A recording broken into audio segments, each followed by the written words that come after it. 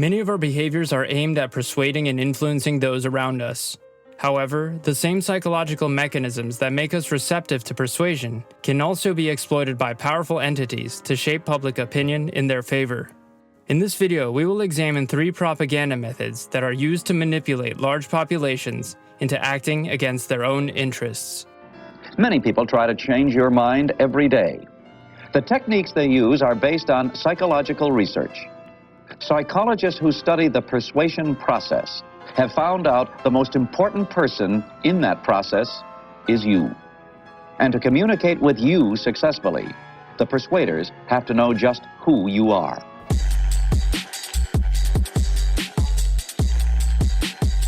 Time scarcity is highly effective in propaganda, exploiting people's limited time and attention to prevent critical thinking or thorough research into claims that are presented. It manipulates the perception of urgency or limited opportunity, compelling individuals to act quickly or conform without scrutinizing the information being presented to them.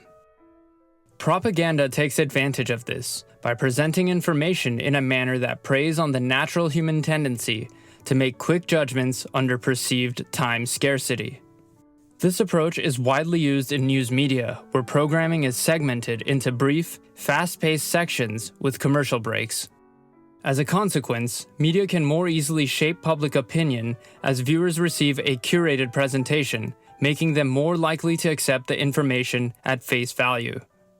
A notable example of time scarcity in media is the coverage of the Iraq War in the early 2000s. The deadline is now.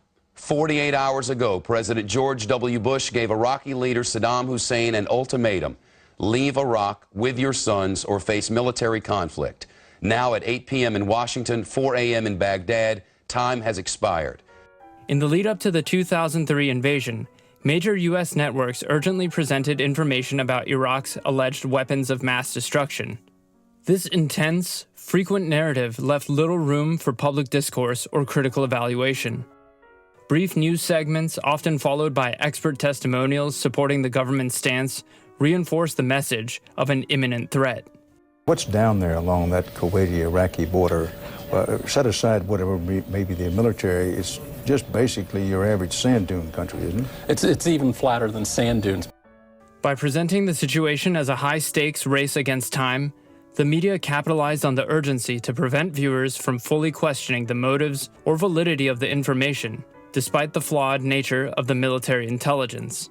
The segmented format of television news, with its frequent commercial breaks and brief reports, limited the depth of investigative journalism needed to critically examine the claims about Iraq. As a result, the media strategy influenced public sentiment to support a war that resulted in numerous deaths and continuous chaos in the region, with lasting effects on the lives of both Iraqis and Americans to this day. The time scarcity method of propaganda is effective because it leverages principles of cognitive psychology to induce a sense of urgency in individuals. In situations like this, people will often resort to heuristic judgments. Heuristics are mental shortcuts that simplify decision-making processes that allow us to make quick judgments based on limited information. They are adaptive cognitive mechanisms that have helped us survive throughout our evolution as a species, but in many modern contexts, they can lead to counterproductive outcomes. In the context of time scarcity, individuals often rely on these shortcuts because they do not have the time or resources to fully analyze every piece of information that they encounter. This makes them more susceptible to various cognitive biases. When the tactic of time scarcity is exploited for propaganda purposes, it preys on cognitive biases such as recency bias, where individuals prioritize the information they were most recently exposed to before making a decision, and the bandwagon effect, where individuals adopt behaviors or beliefs because they see others doing the same, often underestimating their own opinions or the evidence at hand. The results of such manipulation can cause the public to rapidly adopt a specific agenda or belief, without fully comprehending the consequences of their choices and opinions.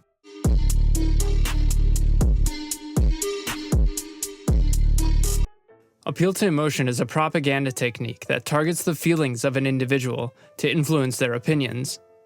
Instead of focusing on facts and logical arguments, it plays on emotions like fear, sympathy, or anger to make the person more receptive to the message. This way, it can bypass their critical thinking and make them more likely to accept the information without questioning it. Appeals to emotion are not always intended to mislead. However, they can be considered deceptive when they aim to distract a viewer from evaluating the truth of an argument by eliciting emotions that are irrelevant to the context of the information. For example, a politician might evoke emotional responses by highlighting their humble beginnings and personal struggles during a campaign speech, rather than addressing their policies or qualifications. This can divert attention from the important issues at hand and influence voter sentiment based on feelings of empathy and relatability rather than critical evaluation of their political stance. Appeals to emotion in political propaganda are also used to sway public opinion in favor of a particular political objective or to strengthen support for an ally. An example of this can be seen when leaders refer to significant historical events to justify current military actions. This tactic not only taps into past traumas, but also connects them to present-day situations in order to gain support for specific political agendas. Alternatively, when addressing audiences who support the opposing side, leaders might shift the focus to humanitarian efforts or protecting civilians, expressing regret for casualties and promising aid in the future. But these statements can feel insincere because the real goal is to reduce criticism of their actions without addressing the deeper political and military issues causing the suffering and destruction. To understand why these appeals to emotion are so effective, we must look to the psychological theories that explain how our brains process information. Dual process theory provides a framework for understanding how we process information through two distinct systems. System 1 operates automatically and quickly, with little or no effort and no sense of voluntary control. It often involves intuitive, gut reaction thinking that relies heavily on heuristics in emotional responses. This system is easily influenced by an appeal to emotion because it does not require deliberate analysis or deep thought. System 2, on the other hand, is more calculated and analytical. It involves conscious thought, logical analysis, and critical evaluation. This system is slower and requires more cognitive effort and energy, but it is also less frequently engaged in everyday decision-making due to its demanding nature. When politicians use personal stories, or when marketers focus on the emotional benefits of a product, they are primarily engaging with our System 1 processes. As a result, people might make decisions based on how they feel rather than a comprehensive evaluation of the facts. This tendency is also affected by the fact that humans evolved in environments that were vastly different from the modern settings in which we now find ourselves. Because of this environmental mismatch, our brains have difficulty distinguishing between real-life interactions and the interactions we see on screens. As a result, we end up having emotional responses to media that are very similar to the way we would react to real people in the world. A common example of this is the way we feel fear while watching a horror film, or sadness while we're watching a drama. This delay in quick judgment allows us to genuinely empathize with fictional characters, or be emotionally influenced by politicians that we've never met. Understanding these tendencies in our thinking is a crucial step in recognizing how propaganda can influence our decision-making.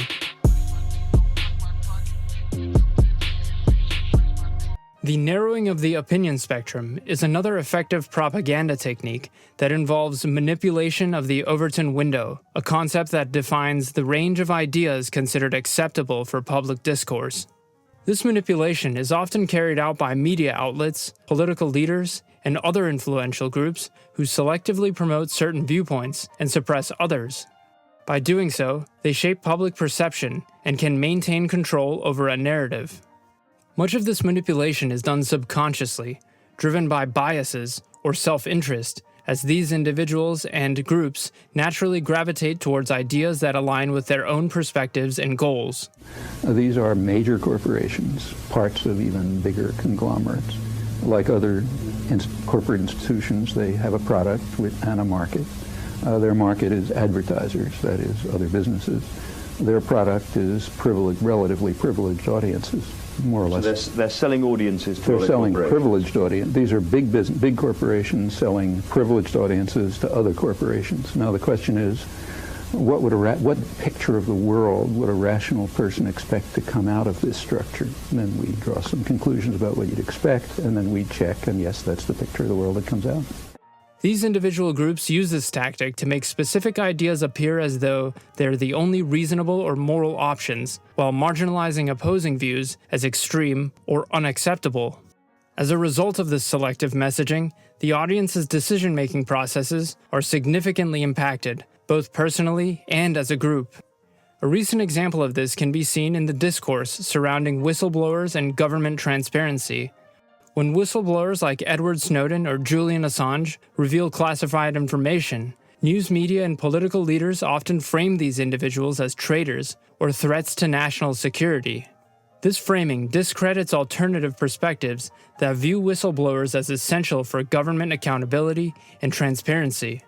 By narrowing the opinion spectrum in this way, the public perception is influenced to favor secrecy and discourage scrutiny of government actions, despite the significant public interest in the disclosed information. The psychological impact of this narrowing is significant.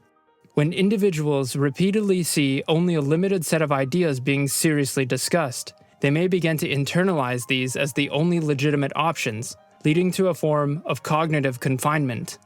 This can discourage people from thinking critically and coming up with new ideas. It can also create a culture where people feel like they have to follow the norm or risk being socially or professionally isolated. For this reason, it's crucial to cultivate a culture that values diverse viewpoints and encourages critical thinking.